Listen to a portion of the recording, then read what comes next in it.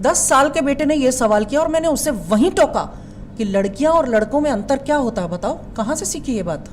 तो हम ये सोचते हैं ना कि हम शुरू से बच्चे को पैम्पर कर रहे हैं, हम शुरू नहीं, एक ताना भी व्यक्ति को बहुत ऊपर ऊंचाई पे पहुंचा सकता है। स्पेशली मेरी माता ने रखा कि जब मैं कॉन्वेंट एजुकेशन के लिए गई अपने स्कूल में, तो उन्होंने मुझसे कहा था कि बेटा वहाँ इंग्लिश तो सीखनी है लेकिन अंग्रेज बनकर नहीं निकलना है।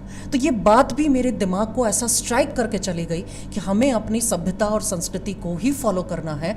इस सवाल ने मेरे दिमाग को सोचने के लिए, इस बात के लिए मजबूर किया कि वाकई ये बहुत बड़ा सवाल है कि आज कोई भी सब्जेक्ट ऐसा नहीं है जिसे करते ही हम तुरंत जॉब की तरफ चले जाते हैं। बैंक साथी दे रहा है 50,000 रुपए तक कमाने का शानदार मौका, और वो भी बिना किसी इन्वेस्टमेंट के। आज ही बैंक साथी ऐप डाउनलोड करें। आज बादल है जो काला पीला बीकानेर में आ गया है, क्योंकि आज वास्तविकता में ही एक इसो सफर और अद्भुत यूपी सू चाल जो सफर अट तक तय करियो है। बारह आगे मैं आज बैठे हूँ, बारो पूरा संक्षिप्त विवरण है वो भी मैं बताऊंगा, लेकिन आरे मुँह से अगर थे सुनूंगा तो और भी आनंद हो जाओगा, क्योंकि भाषा इतनी मीठी है यारी, इतनी बोली मीठी है कि अगर बोरिया थारा खाएड़ा है तो आज बोरिया सगड़ा फीका होने वाला है। तो नमस्कार, राम राम। नमस्कार, खम्मा घणी, राम राम। देखो, पहली मुलाकात में ही, पहली भाषा में ही थे कमेंट कर बता दिए कि थाना मुलाकात है जो किया लगने वाली है, और एंड तक जरूर देखा थे। तो मैडम पूरा परिचय आप।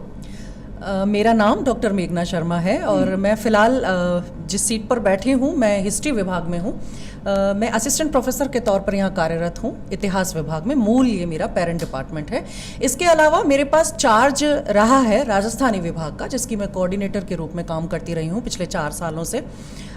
एक और अतिरिक्त प्रभार मेरे पास है सेंटर सुपरिटेंडेंट का, तो परीक्षाएं मैं आयोजित करवाती हूँ यूनिवर्सिटी की। और उसके अलावा सेंटर फॉर वुमेन स्टडीज़, महिला सशक्तिकरण को आगे बढ़ाने के लिए, नारी जागरण की बात करने के लिए, प्रोग्राम्स आयोजित करने के लिए हम लोग अवेयरनेस प्रोग्राम्स करते हैं। उसका एक सेंटर यहाँ खुला हुआ है, सेंटर फॉर वुमेन स्टडीज़। उसकी डायरेक्टर का कार्यभार भी मेरे पास पिछले 4 वर्षों से रहा है, और अभी अभी हाल ही में कुछ परिवर्तन किए गए हैं, तो ये चार्ज मुझे अब सौंपने हैं। और मुझे एक नए डायरेक्टरशिप मिली है, centre for museum and documentation की डायरेक्टरशिप, वो अब मैं संभालूंगी, और फिर संभालूंगी चित्रकला विभाग जी।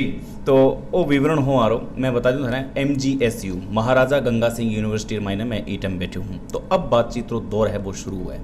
मैडम, मैं एक वीडियो देखो था रो, महिला सशक्तिकरण पर थे, बहुत बढ़िया प्यारो सो एक मतलब भाषण दियो थे, और थे एक बात की कि आपा मतलब मन में जब ठान लेवा हार, तो निश्चित है कि आप हार जाओगे, लेकिन ज़रूरी है कि अगर भी हार न थे, अगर जीत में तब्दील करना चाहो तो मन में मतलब वो कॉन्फिडेंस रखना पड़े, और बाद में थे अव्वल दर्जा तक पहुंच सको। तो वो भाषण थाने याद आवे या मैं याद दिलवाऊँ था?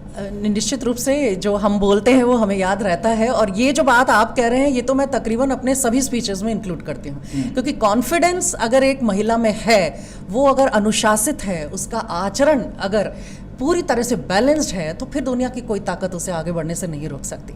तो मैं समझती हूँ कि निश्चित रूप से ये कॉन्फिडेंस को पैदा हमारी सोसाइटी को, परिवार से स्टार्ट कर सकते हैं, क्योंकि परिवार से अगर भेद होता है कि लड़के को सारी फ्रीडम और लड़की को फ्रीडम नहीं दी जाती, तो वहाँ उस लड़की का कॉन्फिडेंस धीरे धीरे धीरे जो नॉर्मल होता है वो भी नीचे चला जाता है। तो उसे हमें बराबर, आप विश्वास करेंगे, मैं अपने ही बेटे की बात बताऊँ, कल परसों मेरे बेटे का रिजल्ट आया और मेरे बेटे की क्लास में किसी लड़की ने टॉप किया।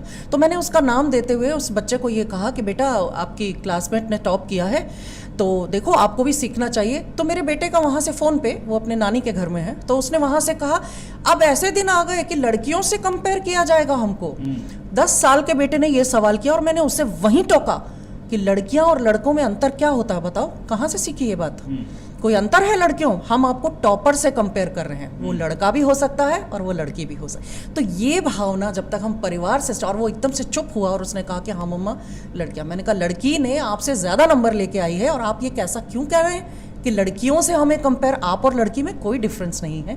और मैं आपको बताऊं, दूसरी तरफ मैं अपने माँ बाप की इकलौती संतान हूँ, तो ओनली चाइल्ड, सिंगल चाइल्ड हूँ, सिंगल पेरेंट हूँ। तो सिंगल चाइल्ड होने के नाते उन्होंने मेरी परवरिश, मैं कहती हूँ कि कोई लड़का लड़की उन्होंने नहीं सोचा कि ये हमारी बेटी है, इसे हमें बेटी की तरह पालना है। उन्होंने मुझे जो गाड़ियाँ दिलाई, वो गाड़ियाँ वो दिलाई जो लड़के चलाते थे, मैंने उन्हें चलाया। और मुझे कहीं महसूस नहीं होता कि कहीं भी अगर माँ बाप इस बात को सोच लें कि हमें अपनी बच्ची को वही परवरिश देनी है, समान परवरिश देनी है, बेटा बेटी में भेद नहीं करना है, तो वो कॉन्फिडेंस उस लड़की में लड़के से कहीं ज़्यादा हो जाएगा।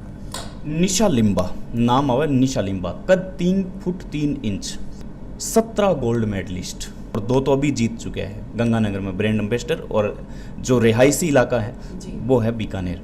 तो मतलब निशा लिम्बा मेरी मुलाकात हुई मैम, पहली मुलाकात में बाबा ने यहाँ बताया कि सुदेश जी पहली बात तो मतलब एक महिला होना, दूसरी बात कि मेरो कद 3 फुट होना बहुत ज़्यादा प्रॉब्लम हुई, और वे दिल्ली से हैं, लव मैरिज हुई और सौभाग्य से बाने जो हस्बैंड है वे भी 3 फुट 3 इंच और वे भी 17 गोल्ड मेडलिस्ट। कमाल कमाल की बात है, वाकई बहुत बड़ा संयोग है, और ये सुसंयोग है, ये देखिए ऊपर से तय होके आता है, कहते हैं ना जोड़ियां ऊपर वाला बनाता है।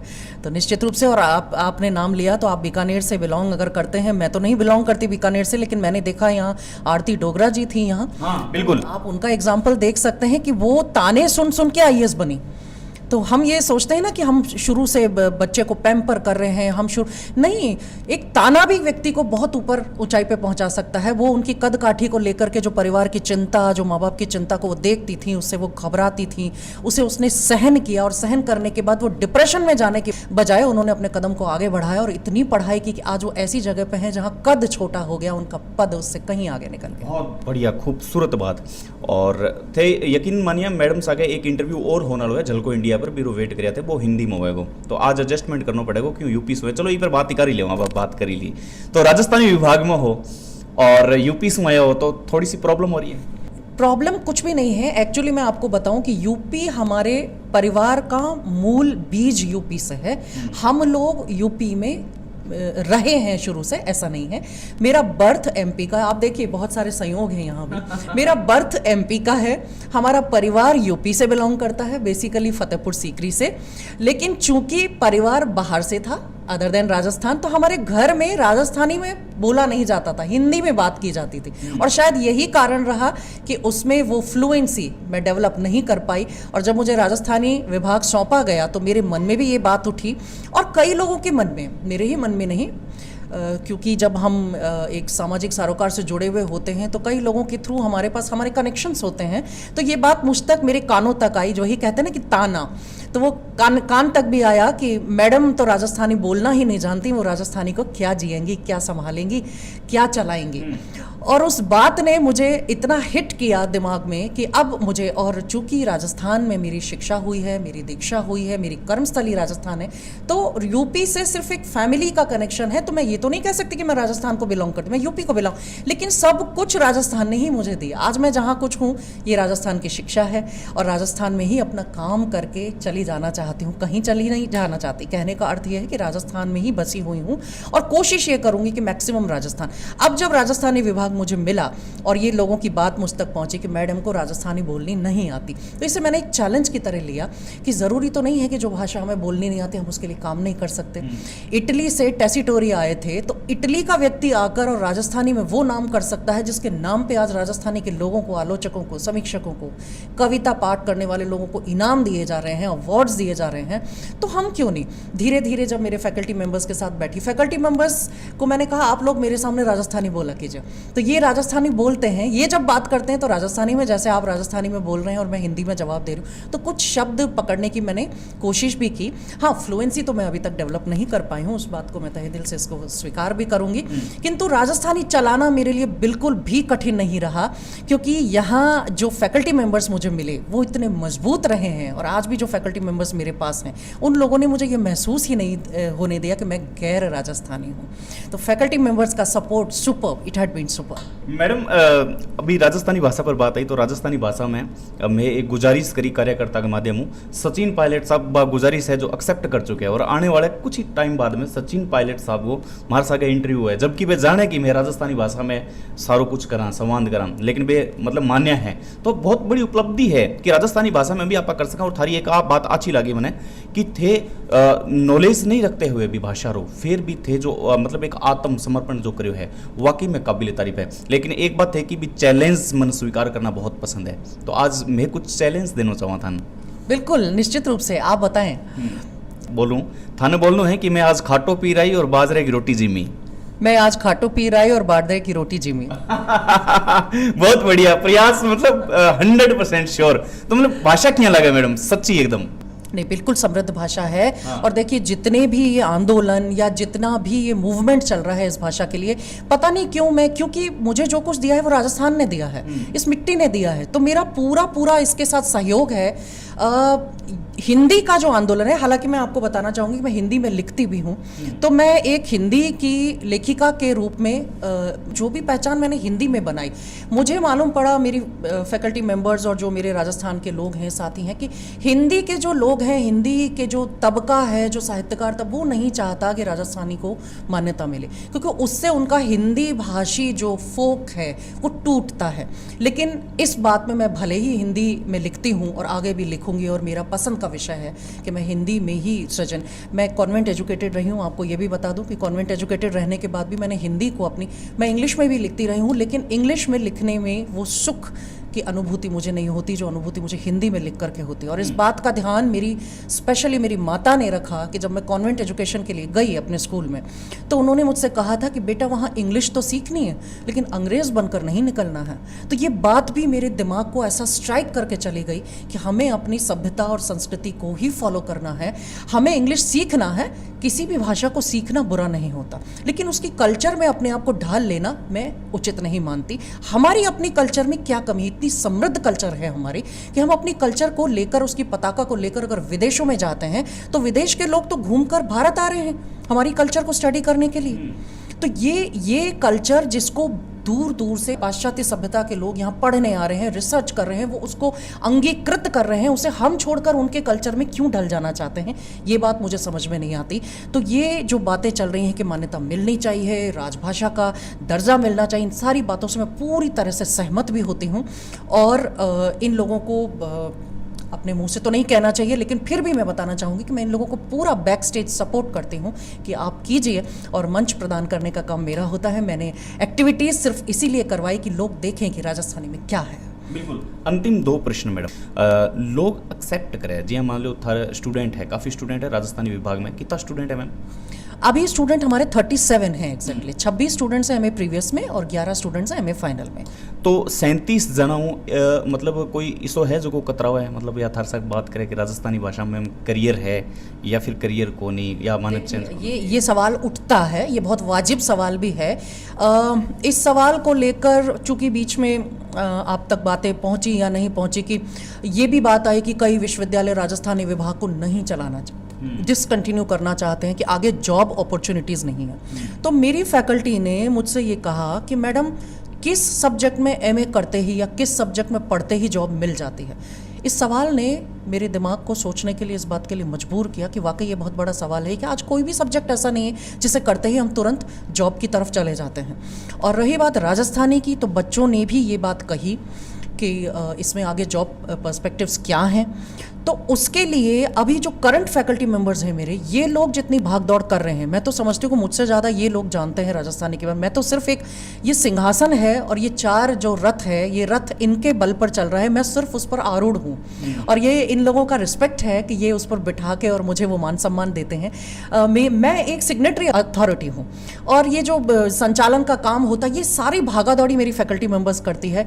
बच्चों के नहीं, इन लोगों के दिमाग में भी आया। कई बार मैंने भी इनको, जब इनकी पीड़ा को मैंने महसूस किया कि आज जॉब नहीं है, आज इतने क्वालिफाइड बच्चे हैं, ये आज गेस्ट फैकल्टी के रूप में हमारे पास हैं, ये हमारे वाली शख्सियत बनने की योग्यता रखते हुए भी हम जैसे नहीं बन पा रहे हैं उस विषय की परेशानी के कारण। तो मैंने भी कई बार इन्हें कहा कि आप विषय बदल करके बात कीजिए, आप किसी और सब्जेक्ट में एक और लाइन डालिए। लेकिन ये जो जितने भी बच्चे मेरे पास थे, उन सभी ने कहा कि नहीं मैम, हम इसी में करियर बनाएंगे। और ये जितनी लिखा पढ़ी कर रहे हैं, जैसे ये मेरे साथ रामअवतार जी बैठे हुए हैं, तो रामअवतार जी ने तो कहाँ कहाँ नहीं जा कर के इसकी अलख जगाई है, कैंपेनिंग कर रहे हैं, स्कूल वालों से लिखवा रहे हैं कि ये विषय खोला जाना चाहिए। ये कल ही अभी मंत्री महोदय से मिलकर के भी आए हैं। तो ये सारा जो काम हो रहा है, उससे मुझे लगता है कि आने वाले समय में, अभी तो नहीं है, अभी तो ये नहीं कह सकती मैं कि तुरंत पीजी करने के बाद राजस्थानी में आपको बहुत ऊंचे मुकाम तुरंत मिल जाएंगे, लेकिन किसी भी विषय को पढ़ने के बाद, शिक्षित होने के बाद व्यक्ति निहत्था नहीं हो सकता, ये मेरा विश्वास है। बहुत खूबसूरत बात है जो थे बोली है। अंतिम प्रश्न और भी बाद में मैं समय है ज़्यादा कौन लेना चाहूँ। अंतिम प्रश्न है, बहुत धरातलों जुड़ेड़ो है मैम। गाँव में जब दौरो करा पा तो एक जो मातृभाषा है भी में ही मतलब कि है कि चलन है, लेकिन फिर भी मैं अधिकतर वो माइक सेम माइक भी लोग आगे देवा जब ऑटोमेटिक दूसरी भाषा निकले हिंदी निकले तो इस पीछे कहीं मतलब राजस्थानी भाषा ने कमजोर अंक क्यों जा रहे हो? नहीं, कौन कमजोर मानता है? हाँ। अब एक उदाहरण फिर मैं दूंगी जो मेरे लगभग सभी स्पीचेस में आपने देखा होगा और ये रट गया है लोगों को। कई जो हमारे पत्रकार साथी हैं वो कहते हैं कि मैडम आप इस बात को हमेशा कहती हैं। देखिए, मैंने आज तक एक ही विदेश यात्रा की है। मैं आपको बताऊं सुदेश जी, एक विदेश यात्रा मैंने की है और मैं लेक्चर देने के लिए इन्वाइट की गई थी बैंकॉक में, थाईलैंड में। और थाईलैंड की 4 यूनिवर्सिटीज़ में मेरे लेक्चर्स थे। मेरे साथी जो प्रोफेसर जा रहे थे उन्होंने मुझसे कहा, जब हम एक कैजुअल वे में बात कर रहे थे कि अपन पैकिंग कर लेते हैं, ट्राउज़र्स रख लेंगे, फ्लाइट में दिक्कत होगी, तो मैंने उनसे ये कहा विशेष तौर से कि सर आप मुझे ये बताइए कि मैं चलूँ या नहीं चलूँ, क्योंकि मैं ट्राउज़र्स पहन के लेक्चर नहीं दूँगी।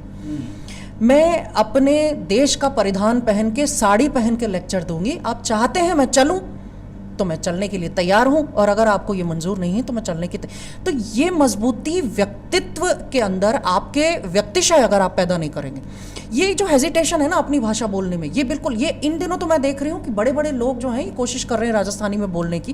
पहले था कि ये जो बोल रहा है तो उसे गंवार समझा जाता था कि ये जो गांव की भाषा बोल रहा है वो गंवार है, गंवई है।